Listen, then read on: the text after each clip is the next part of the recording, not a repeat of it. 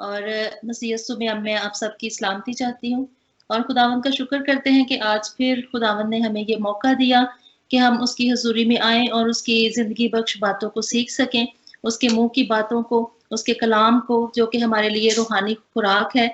आज हम सब उसको मिलकर सीखें और अपनी ज़िंदगियों में उसको अप्लाई कर सकें। आमीन।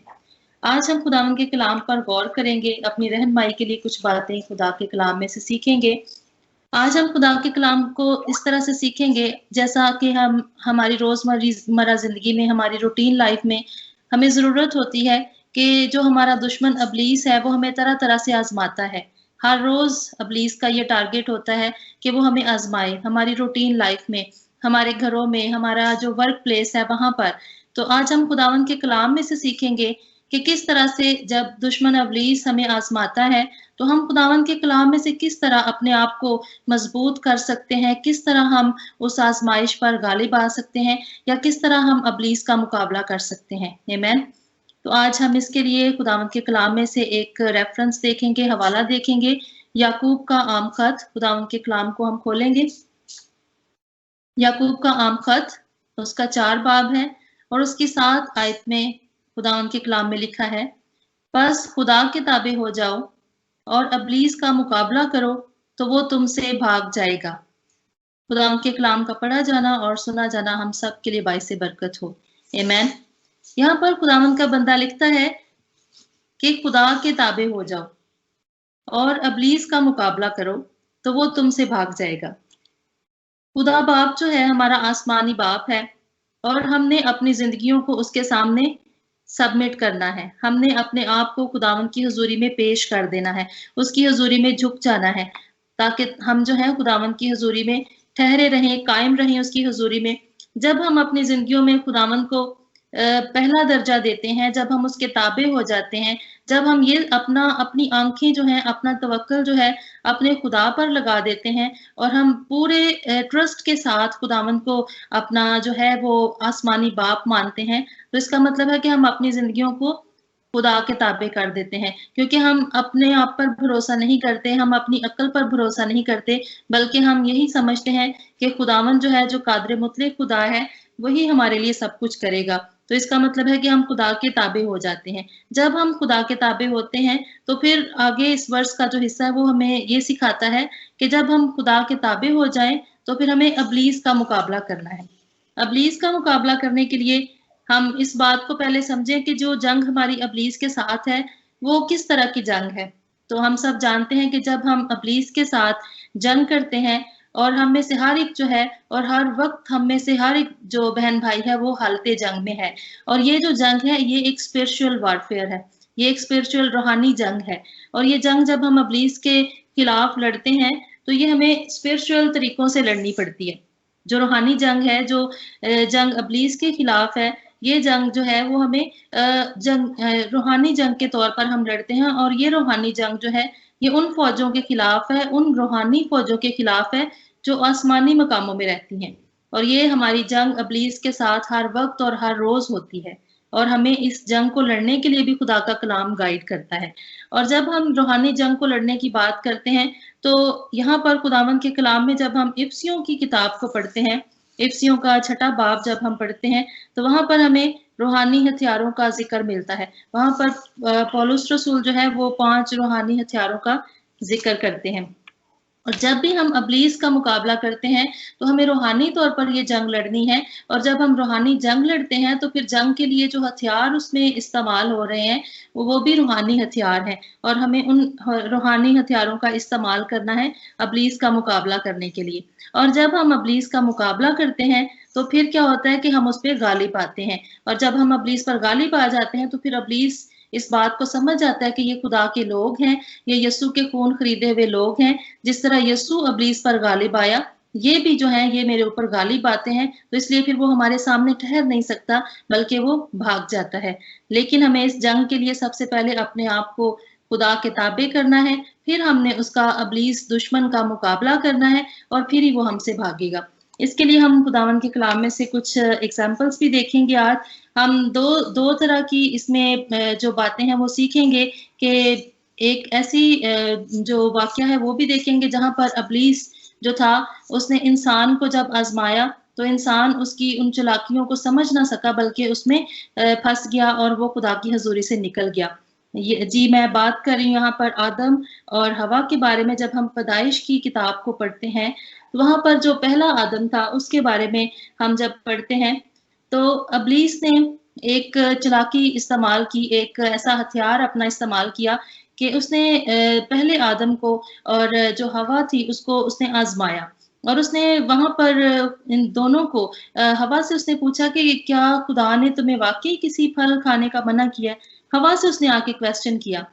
लेकिन इससे पहले अगर हम खुदा के कलाम को पढ़े, पैदाइश में ही हमें जिक्र मिलता है कि जब खुदा ने आदम को बनाया था तो खुदा ने जब आदम को बनाकर बागे अदन में रखा तो उस वक्त खुदा ने आदम से कहा था कि तू हर दरख्त का फल खा सकता है, लेकिन इस दरख्त का फल जो कि जिंदगी और मौत का दरख्त है उसको तुम नहीं खा सकते।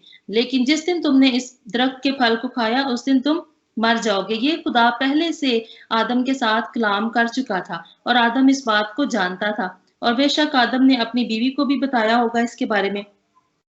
लेकिन जब अबलीस ने उनको आजमाया, अबलीस ने उन पर अटैक किया, अबलीस ने एक ट्रैप लगाया खुदा की हजूरी से निकालने के लिए, तो उस वक्त अबलीस यहाँ पर कामयाब हो गया, क्योंकि उसने उनको बहकाया, हवा को बहकाया कि तुम लोग जो हो खुदा से भी ऊपर हो जाओगे। और ये बातें जो थी वो इंसान की अकल जब बंद हो गई और वो समझ ना पाए अबलीस की इन चालाकियों को, तो फिर वहां पर खुदा की हजूरी से दूर हो गए। और ये जो पहला आदम था, हवा और आदम के गुनाह के वसीला से मौत इस दुनिया में आई। क्यों? क्योंकि वहां पर उन्होंने खुदा की ताबेदारी नहीं की। जिस तरह हमें खुदावंद का बंदा, जैसे हमने वर्ष पढ़ी याकूब के खत में से, तो वहां पर तो लिखा है कि खुदा के ताबे हो जाओ, लेकिन यहाँ पर पहली बात क्या हुई कि वो खुदा की ताबेदारी में नहीं रहे। जब वो ताबेदारी में नहीं रहे तो फिर जब अबलीस ने उनके ऊपर अटैक किया, एक ट्रैप उनके लिए लगाया, तो फिर वो अबलीस का मुकाबला भी ना कर सके, क्योंकि वहां पर उन्होंने कोई रूहानी हथियार का इस्तेमाल नहीं किया। और इसका रिजल्ट क्या हुआ कि वो खुदा की हजूरी से आदम और हवा जो थे वो दूर हो गए, क्योंकि वहां पर अबलीस जो है अपनी चालाकी में इस बात में कामयाब हो गया और उसने इंसान को अपनी बातों के साथ बहकाया और वो उनको खुदावन की हजूरी से निकाल दिया और उनकी रूहानी तौर पर वहां पर मौत हो गई थी। लेकिन इसी तरह अगर हम एक और एग्जाम्पल भी लेते हैं जिसके वसीला से हमें तकवीत मिलती है और जिसके वसीला से आज हम सीख सकते हैं कि हम जो है यस्सु के खून से खरीदे गए लोग हैं और हम यस्सु की तरह अबलीस पर गालिब आ सकते हैं, क्योंकि हमारा यस्सु जो है वो भी कब्र पर, मौत पर और अबलीस पर गालिब आया। जब हम मत्ती की किताब को पढ़ते हैं, मत्ती रसूल की अंजील को पढ़ते हैं, तो यहाँ पर मैं एक हवाला आपके सामने पढ़ना चाहती हूँ। मत्ती रसूल की अंजील, उसका 4था बाब है और उसकी पहली आयत से लेके 11 आयत में सारी जो यहाँ पर लिखा हुआ है कन्वर्सेशन, ये यस्सु की आजमाइश के बारे में लिखा है। यहाँ पर जब हम यस्सु मसीह को देखते हैं तो यस्सु भी आजमाया गया जब यस्सु जमीनी खिदमत में थे, क्योंकि वो एक कामिल इंसान और एक कामिल खुदा थे। और अबलीस ने जब यस्सु को आजमाया तो यस्सु जो थे वो कलाम से भरे हुए थे, रूह से भरे हुए थे, और यस्सु ने उस वक्त अबलीस पर गलबा पाया। गो कि जो पहला आदम था वो उसकी चालाकियों को समझ ना सका और वो खुदावन की हजूरी से निकल गया, उसके वसीला से गुनाह हुआ, मौत आई। लेकिन यहाँ पर जब हम दूसरे आदम की बात जो कि नए अहद में है उसको पढ़ते हैं, यीशु मसीह नासरी के बारे में, तो यहाँ पर हमारी जिंदगियां जो हैं वो तकवीत पाती हैं कि किस तरह हम अबलीस का मुकाबला हमारी रोजमर्रा जिंदगी में कर सकते हैं। इस वक्त जब हम यीशु की आजमाइश के बारे में पढ़ें तो वहां पर लिखा है कि यीशु जो थे वो 40 दिन और 40 रात को उन्होंने जो फाका किया, रोजा रखा, और उसके बाद जो है यीशु रूहुल कुद्स से भरे हुए जंगल की तरफ जाते हैं ताकि अबलीस से आजमाए जाए। और जब अबलीस यीशु को पहली आजमाइश देता है तो यीशु को वो वहां पर यही कहता है कि अगर तू खुदा का बेटा है तो इन पत्थरों से कह कि वो रोटियां बन जाए। अगर हम इस बात पर गौर करें तो अबलीस जानता था कि यीशु ने 40 दिन का रोजा रखा है और उस वक्त यीशु को किस चीज की सबसे ज्यादा जरूरत थी? खाने की, क्योंकि यीशु 40 दिन से कुछ ना खाया पिया था उन्होंने। और अबलीस ने उसी बात को आके ट्रैप करने की कोशिश की कि अगर तू खुदा का बेटा है। पहली बात तो वो शक की हालत यहाँ पर क्रिएट कर रहा है कि अगर तू खुदा का बेटा है। अगर हम खुदा के कलाम को पढ़ते हैं तो यहाँ पर बदरूहें जो हैं, जब यीशु बदरूहों को निकालते तो बुरी रूहें जो हैं वो चिल्ला चिल्ला के कहती थी कि तू खुदा ताला का बेटा है। वो जानता था कि ये यीशु जो है खुदा का ही बेटा है, लेकिन यहाँ पर वो अपने मुंह से एक चालाकी, एक ऐसी बात, शक की सिचुएशन जो है वो क्रिएट करने की कोशिश करता है और वो यीशु से कह रहा है कि अगर तू खुदा का बेटा है तो पत्थरों से कह के रोटियां बन जाएं। लेकिन यीशु ने इतना खूबसूरत जवाब जो है खुदा के कलाम में से दिया कि आदमी सिर्फ रोटी ही से जीता ना रहेगा बल्कि हर उस बात से जो खुदा के मुंह से निकलती है। Praise the Lord, hallelujah. यहाँ पर अब्लीस को यीशु ने शर्मिंदा किया। और मेरे अजीजों, मैं आपसे कहना चाहती हूँ कि आज अब्लीस हमें भी इसी तरह से ट्रैप करता है, इसी तरह से हमें रोजमर्रा हमारी रूटीन लाइफ में आकर आजमाता है और हमें उस जिस चीज की हमें सबसे ज्यादा जरूरत होती है वही हमारे सामने ला के वो रख देता है। और वो कहता है, हमें भी इसी तरह कहता है कि हम अपने खुदा की आजमाइश करें। हम जो है अपने खुदा के नाम को ऐसा देखें कि वो छोटा है जैसे, लेकिन हमने अब्लीस को इस चीज में कामयाब नहीं होने देना, क्योंकि हम यीशु के खून से खरीदे हुए लोग हैं और हमने यीशु की कैरेक्टरिस्टिक्स जो है अपने अंदर रखनी है। और यहाँ पर हम अगर दूसरी आजमाइश की तरफ बढ़ते हुए देखते हैं तो दूसरी आजमाइश यीशु को अब्लीस ने ये दी कि वो यीशु को हैकल के किंगरे पर ले गया और वहां पे खड़ा करके यीशु को अब्लीस ने कहा कि अगर तू खुदा का बेटा है, फिर वो वही शक की हालत में, अगर तू खुदा का बेटा है तो तू अपने तय नीचे गिरा दे, क्योंकि लिखा है कि वो तेरी बाबत अपने फरिश्तों को हुक्म देगा और वो तुझे अपने हाथों पर उठाएंगे, ऐसा ना हो कि तेरे पांव को पत्थर से ठेस लगे। यहाँ पर फिर अब्लीस जो है वो यीशु को आजमा रहा है और बिला वजह ही यीशु को कह रहा है कि वो अपने बाप की आजमाइश करे, जबकि लिखा है कि तू खुदावंद अपने खुदा की आजमाइश ना कर। यीशु फिर यहाँ पर कलाम से भरे हुए कलाम में से जो है खुदा के नाम की तमजीद करते हैं और अब्लीस को एक दफा फिर शर्मिंदा करते हैं। अब्लीस हमें भी आज कई ऐसी आजमाइशों में डालता है कि जो कभी हम जैसे बीमार हो जाते हैं, कभी कोई मुश्किल आ जाती, परेशानी आ जाती, तो अब्लीस हमारे कानों में, हमारे इर्द गिर्द लोगों के वसीला से हम तक ये बातें पहुंचाता है कि भाई अगर खुदा तुमसे प्यार करता तो ये बात तुम्हारे लिए होती ना, ये बीमारी तुम्हारे ऊपर आती ना। लेकिन ये अब्लीस के ट्रैप्स हैं। मेरे अजीजों, हमें समझना है अब्लीस की इन चालाकियों को कि वो किस तरह से हमें अपने खुदा से दूर लेके जाता है, किस तरह वो चाहता है कि हम खुदा की हजूरी से निकल जाएं। लेकिन हमने खुदावन के कलाम से भर के रहना है, खुदावन के रूह से मामूर रहना है, ताकि जब जब अब्लीस हमें आजमाए तो हम उसकी आजमाइश का जवाब जो है वो खुदा के कलाम में से दे सके, ताकि अब्लीस जो है वो हमारी जिंदगी से शर्मिंदा हो। इसी तरह अगर हम आगे बढ़ते हुए देखते हैं तो तीसरी आजमाइश जो अब्लीस ने यीशु के सामने रखी, तो वो अब्लीस जो था यीशु को बहुत ऊंचे पहाड़ पर ले गया और दुनिया की सब सल्तनतें और उसकी शान शौकत उसको दिखाई। और अब्लीस ने यीशु से कहा कि झुक कर मुझे सिजदा कर, तो ये सब कुछ मैं तुझे दे दूंगा।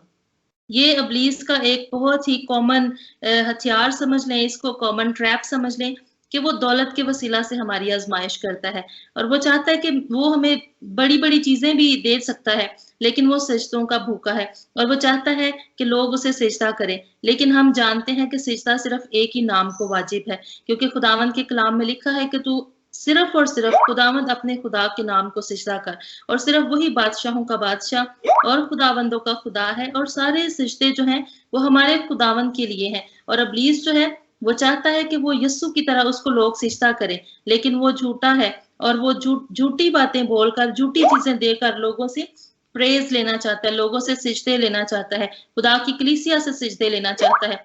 लेकिन आप कलीसिया में आपको आज ये बताना चाहती हूँ कि जब भी अब्लीस हमारे सामने इस तरह की चीजें लेके आए, हमें बड़ी बड़ी चीजों के बारे में, शान शौकत के बारे में, हमें दौलत के बारे में उकसाए हमें, लेकिन हमने उसकी बातों में, उसके ट्रैप में नहीं आना, बल्कि हमने खुदावंद के कलाम में से उसको जवाब देना है।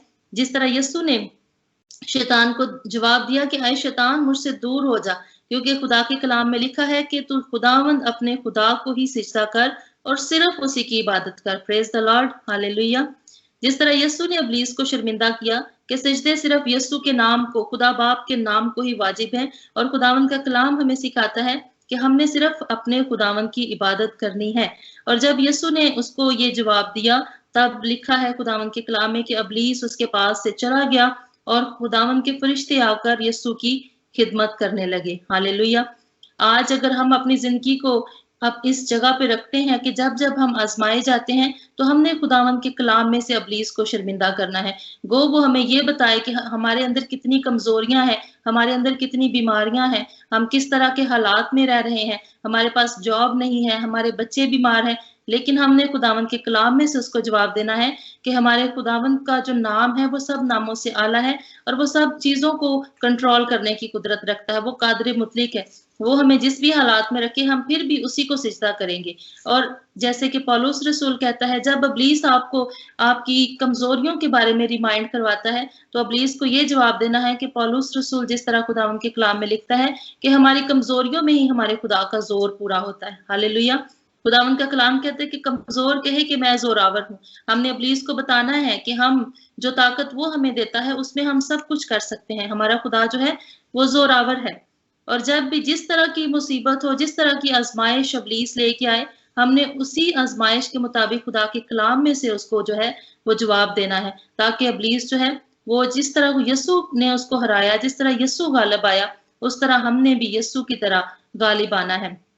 क्योंकि हम यीशु के खून से खरीदे हुए लोग हैं। हमने यीशु के खून के वसीला से जो हमारी मौत थी वो जिंदगी में बदली है। हमारे ऊपर से जहन्नम की लानतें जो है वो यीशु के खून से दूर हो गई हैं। और आज हमने इब्लीस को यीशु के खून से ही शर्मिंदा करना है, ताकि जब जब इब्लीस हमें आजमाए तो हम जो है खुदा के कलाम से भरे हुए, रूह से भरे हुए उसको जवाब दें, उसको उसी आजमाइश के अंदर जो है इब्लीस को शर्मिंदा करें। अगर हम पुराने अहदनामे में पढ़ते हैं, पैदाइश की किताब में ही पढ़ते हैं, जब यूसुफ पर एक आजमाइश आई थी जो कि ज़िनाकारी की सूरत में थी, तो उस वक्त यूसुफ ने क्या किया था? उसने भी खुदा के कलाम को ही फॉलो किया था।